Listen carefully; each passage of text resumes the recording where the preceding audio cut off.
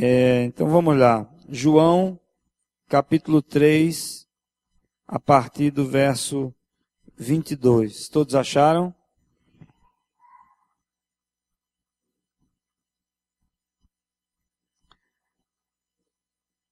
Diz assim: Depois disso, Jesus foi com seus discípulos para a terra da Judéia, onde passou algum tempo com eles e batizava. E João também estava batizando em Enom, perto de Salim, porque havia ali muitas águas, e o povo vinha para ser batizado. Isto aconteceu antes de João ser preso. E surgiu uma discussão entre alguns discípulos de João e um certo judeu a respeito da purificação cerimonial.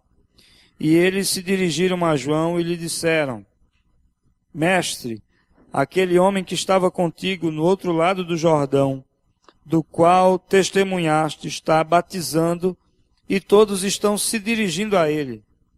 A isso João respondeu: Uma pessoa só pode receber o que lhe é dado dos céus. Vocês mesmos são testemunhas de que eu lhe disse: Eu não sou o Cristo, mas sou aquele que foi enviado adiante dele. A noiva pertence ao noivo. O amigo que presta serviço ao noivo e que o atende e o ouve. Irmãos, eu não estou tendo condições de falar com as crianças aí. Realmente hoje eu estou tão cansado mentalmente que não está dando.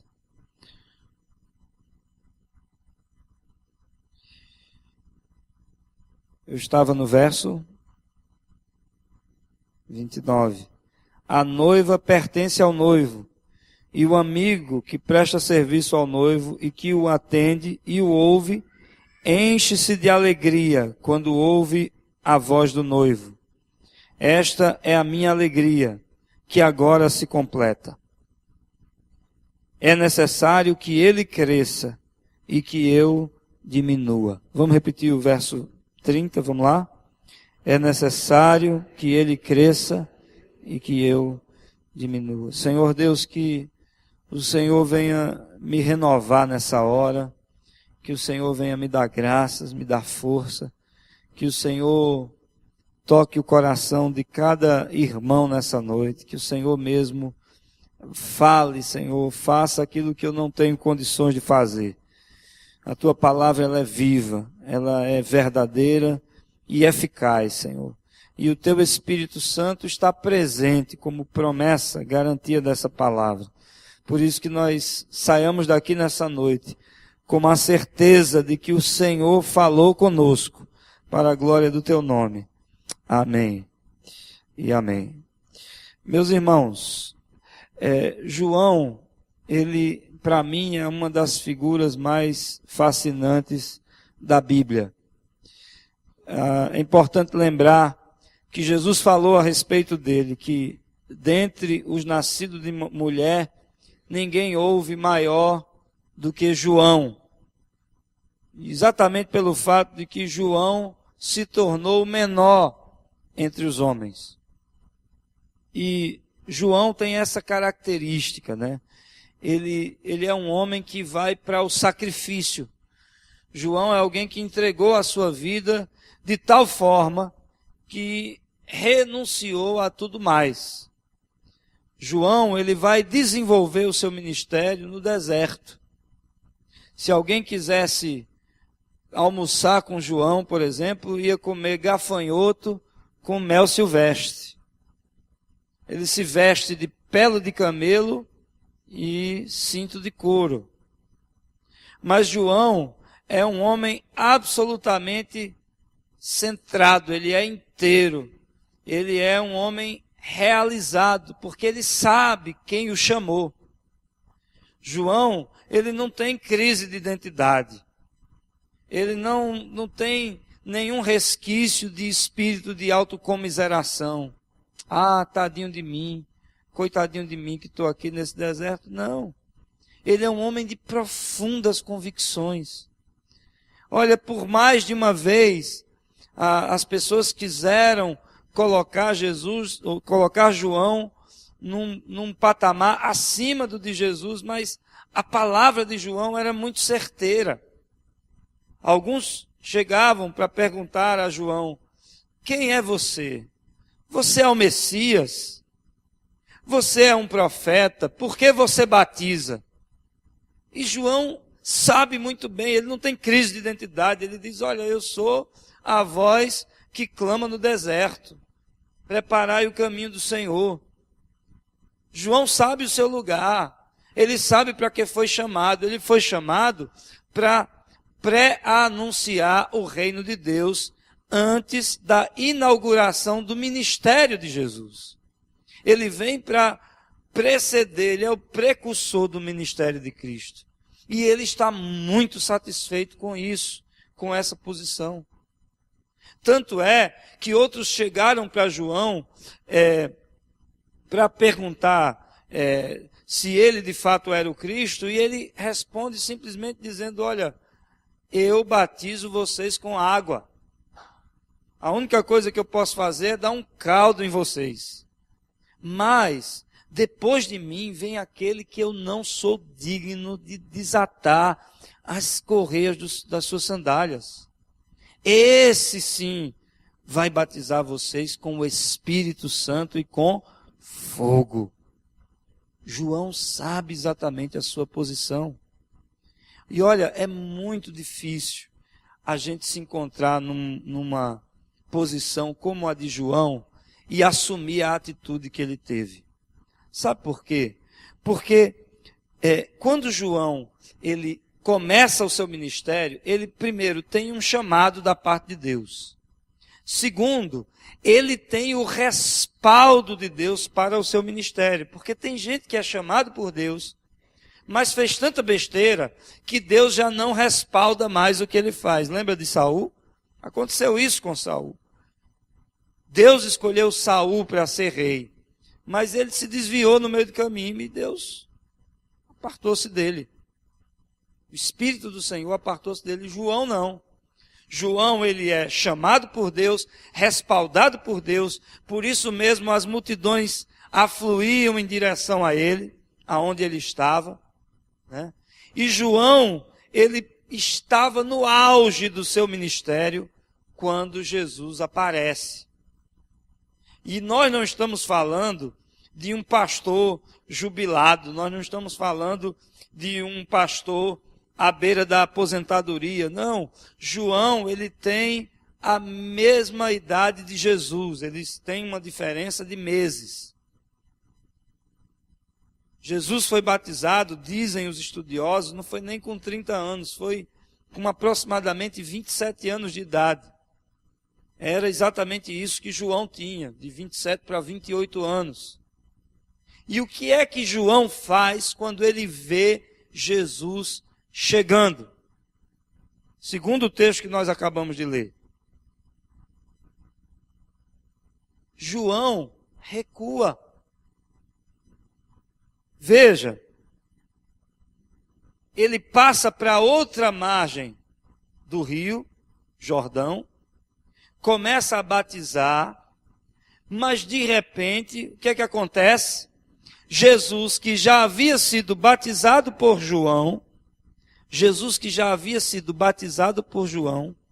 ele agora começa a batizar, seus discípulos estão lá batizando, e as multidões agora começam a ir para Jesus.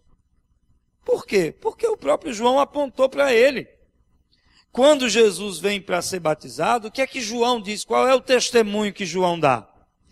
Eis o Cordeiro de Deus que tira o pecado do mundo.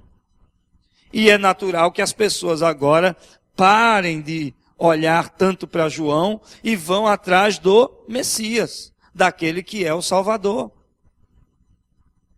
Esse camarada aqui, um certo judeu, ele vem discutir com João, ou melhor, com os discípulos de João, acerca das purificações cerimoniais. Porque não é João que inaugura o batismo.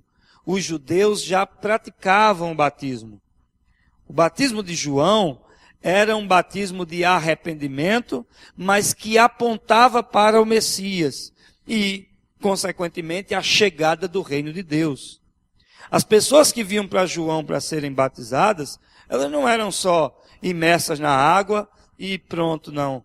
Elas vinham com essa vivacidade de mudança de vida. Vinha com essa mentalidade ativa de arrependimento. Elas queriam fazer parte daquele movimento histórico de chegada do reino de Deus. Por isso elas vinham a João para serem batizadas, confessando os seus pecados. Os judeus praticavam o batismo num sentido completamente diferente. Para o judeu, o batismo era apenas uma cerimônia de purificação, porque eles já se consideravam povo escolhido de Deus. Eles já iam para o céu pela lei da gravidade, né? Sem fazer esforço, simplesmente por serem filhos de Abraão. E para ele o batismo representava simplesmente uma purificação moral ou uma purificação espiritual. E esse judeu está discutindo com os discípulos de João a respeito disso. Só que aparece agora um terceiro grupo. Jesus e seus discípulos. E está todo mundo correndo para lá. E o que é que os discípulos de João sentem com isso? Eles se sentem ameaçados. O ego começa a se sentir prejudicado, porque agora eles não são mais o centro das atenções. Apareceu agora esse camarada com 12 figuras que estão batizando mais pessoas do que eles. E eles vêm lá com crise de ciúme, eles chegam lá, né, dodóizinhos, e diz: mestre, vem cá, aquele homem que se encontrou contigo lá do outro lado do Jordão, ele está batizando e está todo mundo correndo para ele. O que é que João faz nessa hora? Aliás, o que é que você teria feito nessa hora? Repito, João não era um pastor com carta de aposentadoria, ele era um jovem. Ele tinha, do ponto de vista humano, um ministério promissor. Ele tinha tudo para bater no peito e dizer: peraí, que é isso? Eu sou a voz que clama no deserto. E continuar ali competindo com Jesus, para que as multidões não se afastassem dele, e a coisa continuasse crescendo, e a glória fosse para ele. Mas sabe o que é que João faz nessa hora? Ele recua. É nesse momento onde João poderia investir e continuar investindo na sua popularidade, que ele engata uma ré e diz: espera aí, eu preciso sair de cena. Enquanto os seus discípulos, e o que revela imaturidade, estão preocupados com essa competição,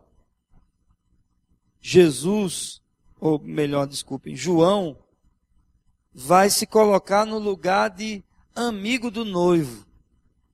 Aponta para Jesus como sendo o noivo, o personagem central da festa. Ele diz: olha, eu sou no máximo um padrinho, né? Eu sou um padrinho de casamento.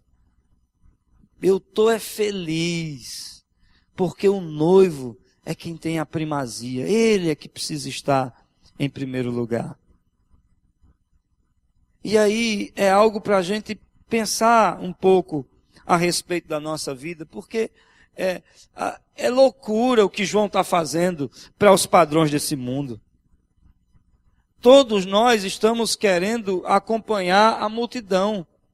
Todos nós queremos reconhecimento. Todos nós queremos as nossas necessidades satisfeitas. Todos nós queremos ser o centro das atenções. Tudo que nós fazemos, nós queremos ser vistos, notados, que as pessoas percebam.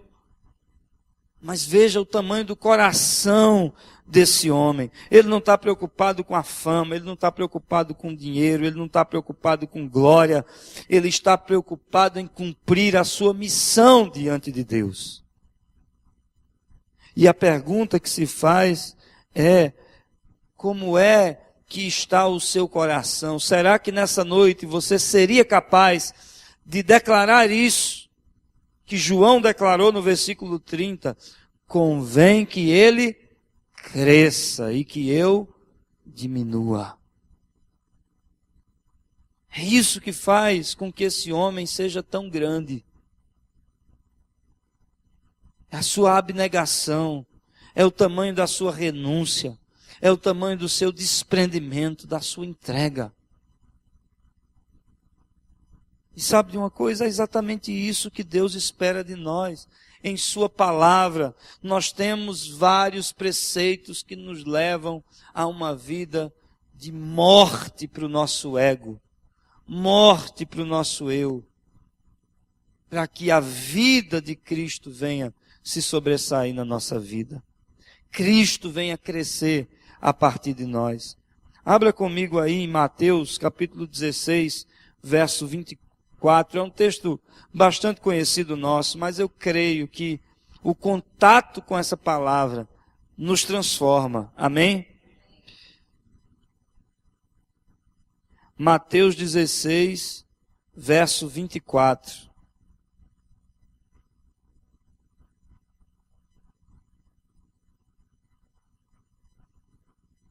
Já acharam?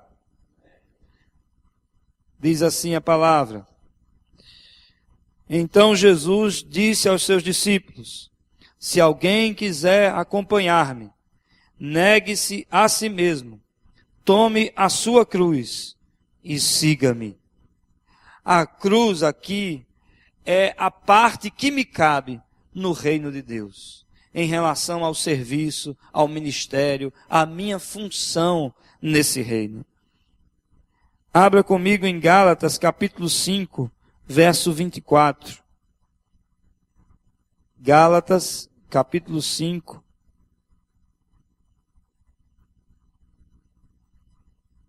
Verso 24.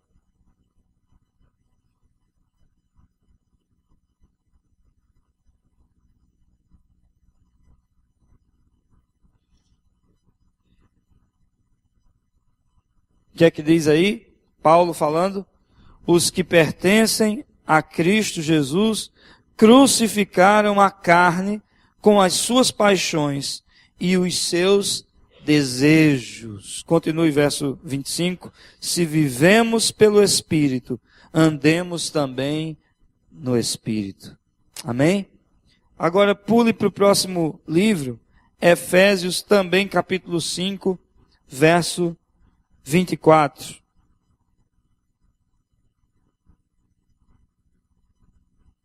O que é que diz?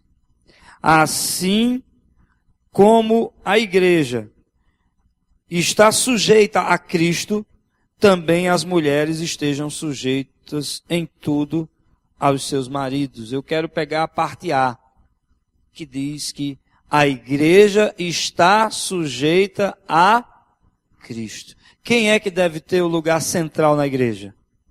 Quem tem o lugar de primazia? Quem é o maior? Quem é o cabeça da igreja? Cristo. Essa deve ser a nossa atitude de coração sempre. Convém que ele cresça e que eu diminua. É exatamente o oposto do que o mundo faz.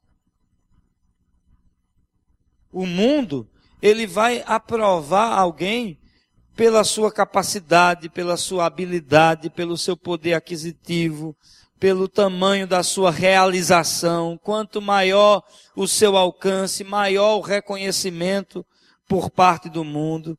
Mas no reino de Deus a coisa é exatamente ao contrário. Quanto maior a minha abnegação, quanto maior a minha renúncia, quanto maior a minha entrega, quanto mais eu diminuo, mais eu sou considerado, reconhecido, aprovado no reino de Deus.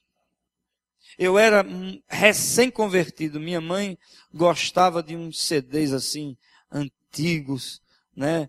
Umas músicas cafonas, e eu não tenho problema dizer isso, porque música é questão de estilo, né? Tem gente que bate no peito e diz, olha, eu adoro um bregão, né? E, enfim, tem gosto para tudo. Mas tinha um CD desses cafonão lá em casa, que minha mãe gostava de ouvir nas alturas. E a canção dizia mais ou menos assim, que Deus só leva para o deserto quando Ele quer exaltar nos montes. E essa frase, ela, para mim, tem inspiração na vida de João Batista, sabe? Porque João, ele foi levado ao deserto, ele cumpriu sua missão no deserto, para ser, no reino de Deus, reconhecido entre os nascidos de mulher como o maior de todos. Porque aquele que quiser se tornar grande, disse Jesus, torne-se servo de todos. Mas essa é uma mensagem que não agrada, meu irmão. Não agrada. As pessoas querem ser servidas. Elas estão aí para serem satisfeitas. E sabe, num mundo consumista como o nosso, onde a gente sempre tem necessidade de mais, a gente quer mais. Não importa o que o mercado nos ofereça. A gente quer mais. Basta uma olhadinha assim de lado e ver que o meu amigo tem o que eu não tenho. E o diabo já coloca no nosso coração a sugestão de que eu preciso ter. E deixa eu dizer uma coisa para você. Essa demanda, essa necessidade, ela vai se tornar cada vez maior. O diabo descobriu que nós temos essa ânsia dentro de nós. E que essa sede, ela é insaciável. E aí ele vai criando, ele vai desenvolvendo, ele vai vendendo entretenimento. E a gente vai caindo nessa ideia. É por isso que a gente vê muito cristão triste. Sabia disso? Tem a salvação, tem vida, tem saúde. Ele talvez nem tenha consciência, mas ele tem vitória sobre o mal, sobre as trevas, vitória sobre o pecado. Em Cristo Jesus ele tem promessas. Mas ele está triste porque não tem o iPhone 5. Ele olha para o lado e diz assim, meu pai, eu queria tanto, por que meu irmão tem e eu não tenho? E o diabo vai lançando ele nessa vida infrutífera. Né? Puxa, por que esse crânio tem roupa tal, da marca tal, e eu não posso ter? E vai acreditando nisso, ele cai nesse poço criado pelo diabo através do consumismo, através do mercado, e a gente começa a acreditar nessas coisas. Olha, Deus tem feito tanto. Quando eu olho para o meu passado, eu me lembro que quando eu me converti, eu era muito feliz pela salvação que eu tinha encontrado. Eu disse, Deus, olha, só por essa libertação que o Senhor me deu, eu vou te servir para o resto da vida. Aí hoje, eu me vejo assim, carente de alguma coisa, aí já vem aquela seta maligna, sabe?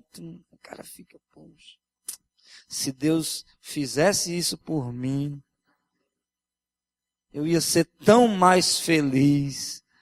Que mentira do diabo é essa, rapaz? Tudo quanto a gente precisa para ser feliz, a gente já tem no Senhor. E o que mais a gente precisar, Ele vai fazer, porque Ele é um Pai amoroso, Ele é um Pai generoso. Se não chegou o tempo ainda, pode ter certeza que vai chegar. Se é para o teu crescimento, se é para a tua edificação, se é para o meu bem, para o teu bem, Ele vai fazer. E João não tinha crise de identidade, porque ele sabia quem era Deus. Ele sabia quem ele era. Ele estava feliz em cumprir a sua missão. No deserto, vestindo pele de camelo. Olha, não deve ser uma roupa muito cheirosa. Não deve ser uma roupa muito cheirosa. Comendo gafanhoto com mel. Mas inteiro. Ele estava ali, pleno. Certo de quem ele era, firme. Aí os discípulos vão lá, dodóizinhos, né? Mestre, olha, aquele sujeito lá, ele está ali do outro lado, e as pessoas estão indo para ele. O que é que vai acontecer, Senhor? O que é que João vai dizer? Ele diz assim: vocês mesmos são testemunhas de que eu disse, eu não sou o Cristo, mas sou aquele que foi levantado diante dele, ou enviado adiante dele. A noiva pertence ao noivo. Quem é a noiva, biblicamente falando? A igreja. A igreja pertence a Cristo. Amém? Agora deixa eu abrir um parênteses aqui. Vou abrir, não vou fechar não. Só abrir. Vou abrir um parênteses aqui. Às vezes, eu tenho a impressão de que algumas pessoas, alguns irmãos não entenderam ou não entendem essa realidade.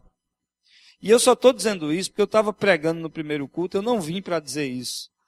Mas o Espírito Santo tocou no meu coração a respeito desse tema. E eu não poderia fazer diferente. Se o Senhor falou para a igreja no primeiro culto, vocês também são a igreja do Senhor, eu não quero privar vocês dessa exortação. E faço essa exortação no Senhor. Às vezes eu sinto que algumas pessoas pensam que o projeto da igreja é meu. É um projeto de Rômulo.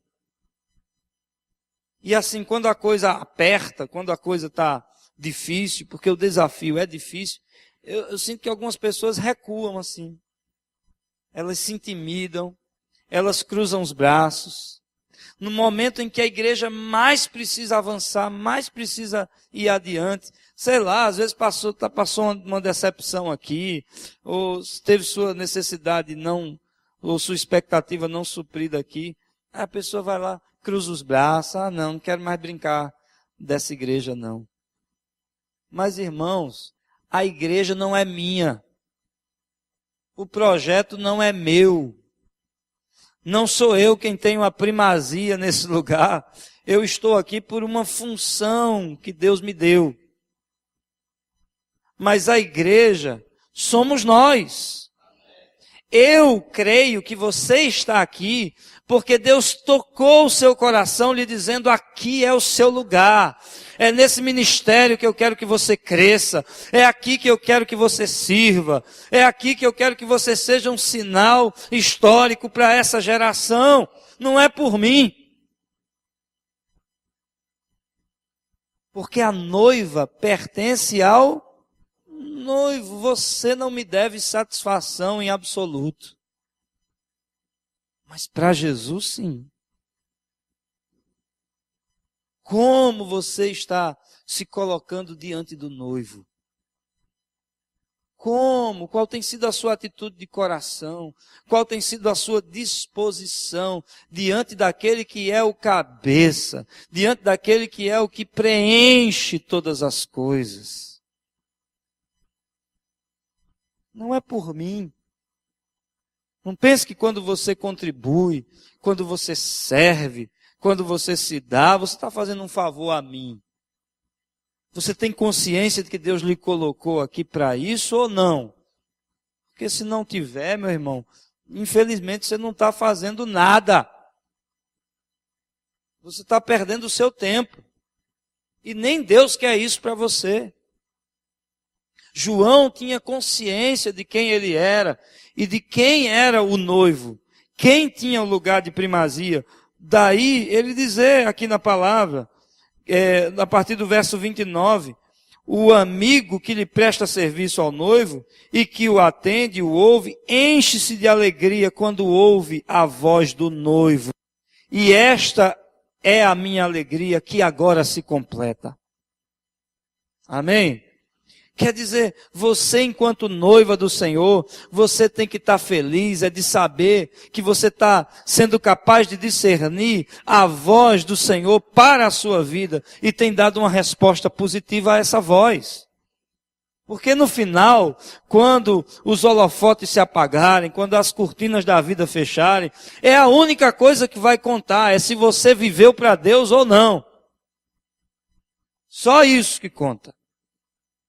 Não importa, você pode ser o cara mais realizado desse mundo na carne.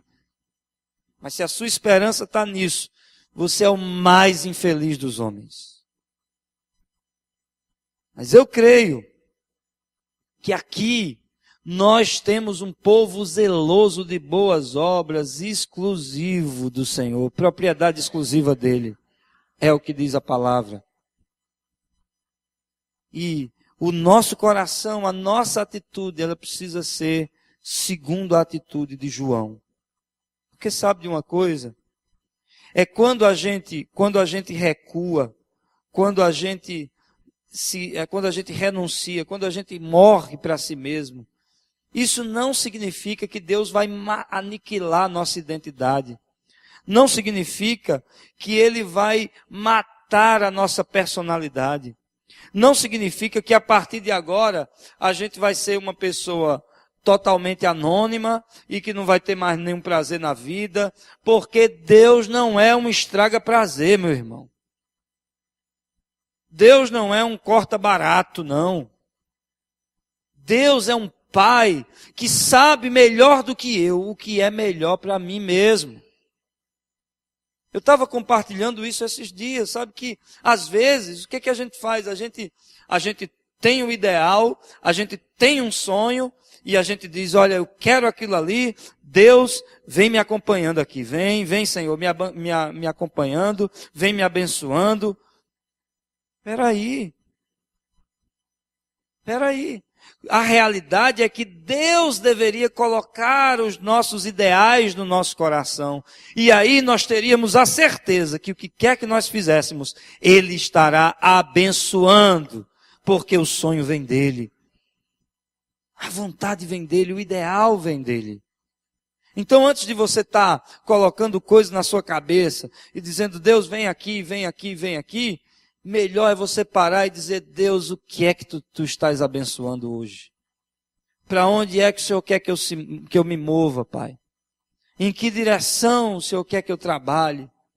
Qual é o meu lugar de serviço? Qual é o meu posto no ministério? E certamente é ali que Deus vai te abençoar. É ali que Deus vai te dar um ministério bem-sucedido. E é interessante que as pessoas podem olhar para você e menosprezar a sua posição. Elas podem olhar para você de longe e dizer assim, rapaz, eu não faria isso por dinheiro nenhum no mundo. Por dinheiro nenhum no mundo eu queria estar na posição de Tatá, eu queria estar na posição de Cláudio, eu queria estar na posição de Juliana. Mas assim como João, você vai poder olhar para essas pessoas e dizer, eu também, meu irmão, por dinheiro nenhum no mundo eu faria o que eu estou fazendo. Eu sou realizado no que eu faço, porque eu sei que foi Deus que me colocou aqui. Foi Deus que me chamou.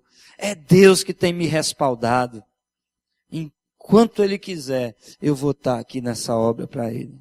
Vivendo para a glória dEle. Amém? Você consegue imaginar um João choramingoso? Vou inventar até uma palavra agora.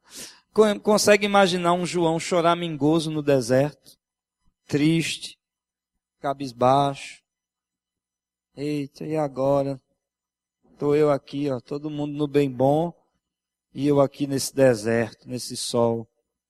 Eita, agora vai todo mundo para Jesus e eu vou ficar, o que vai ser de mim? Ó vida, ó azar, né? Vocês não pegaram esse desenho não da hienazinha, não, mas, né? Ó céus, ó vida, ó azar. Você imagina um João assim?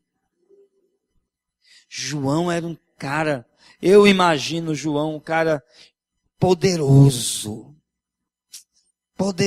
na palavra, firme nas suas convicções, ousado, corajoso, intrépido. Imagina um João, um coração muito firme. É isso mesmo, e acabou. Tanto é que os fariseus chegavam para espionar João, o discurso dele não era nada light, era raça de víbora, sepulcro caiado. Quem vos instigou a fugir da condenação que está por vir? O machado já está posto à raiz. João era pau, no bom sentido da palavra. Porque ele tinha convicção de que era Deus que tinha lhe levantado. Amém? E como é que você tem que se colocar diante do noivo, meu irmão? Como é que você tem que se colocar diante de Jesus? Porque o noivo tem a primazia. A sua alegria é realmente ver Jesus exaltado? A sua alegria é ver realmente Jesus glorificado? Amém mesmo? Porque, gente, esse é o grande mistério do Evangelho, é que quanto mais eu morro para mim, quanto mais eu renuncio, quanto mais eu me anulo em nome do Senhor, mais o Espírito Santo vai encontrando espaço para agir através de mim. Mais essa força ativa, esse poder de Deus, ele vai crescendo através de mim. Isso é que é maravilhoso. E é essa que deve ser a nossa posição. Daí João poder dizer, bater no peito e dizer, meu irmão, vocês não entenderam, foi nada. Convém que ele cresça e que eu diminua. Que ele cresça e que eu diminua. Não importa se as pessoas estão me considerando, não importa se as pessoas estão impressionadas comigo, não é isso que conta. O que conta é se Jesus está sendo glorificado.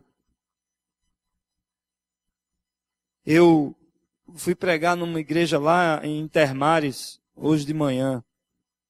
E aí, quando terminou lá o culto, um irmão que eu já conheço, da liderança dessa igreja, chegou para mim e disse, pastor, que bênção aquela igreja de vocês, já está pronta e tal, e começou a elogiar.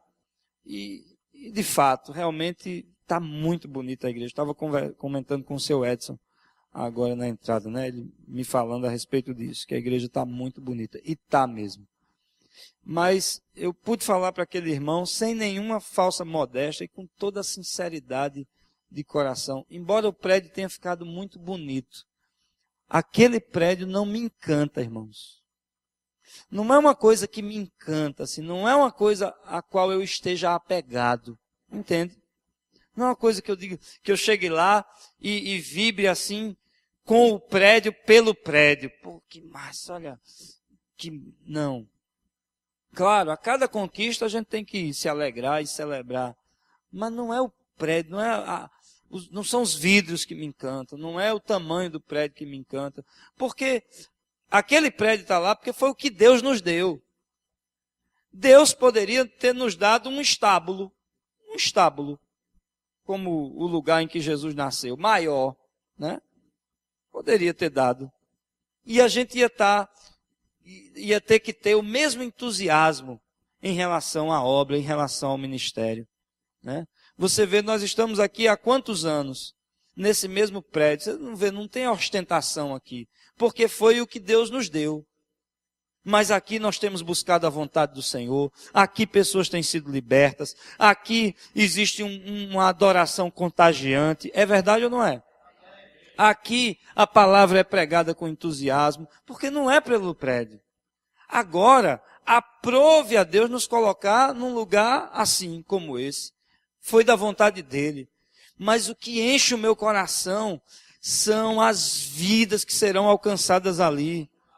A gente não faz ideia de quantos alcoólatras, quantos viciados em droga, quantas famílias se deteriorando, se é que não já se separaram, quantos filhos órfãos ali de pai e mãe. É isso que me encanta, é saber que Deus tem dado a Sal e Luz um potencial para transformar essa geração. E é assim que o noivo vai sendo glorificado. É assim que o noivo vai sendo exaltado. É assim que nós vamos dando a Jesus o seu devido lugar de honra, de primazia. Amém?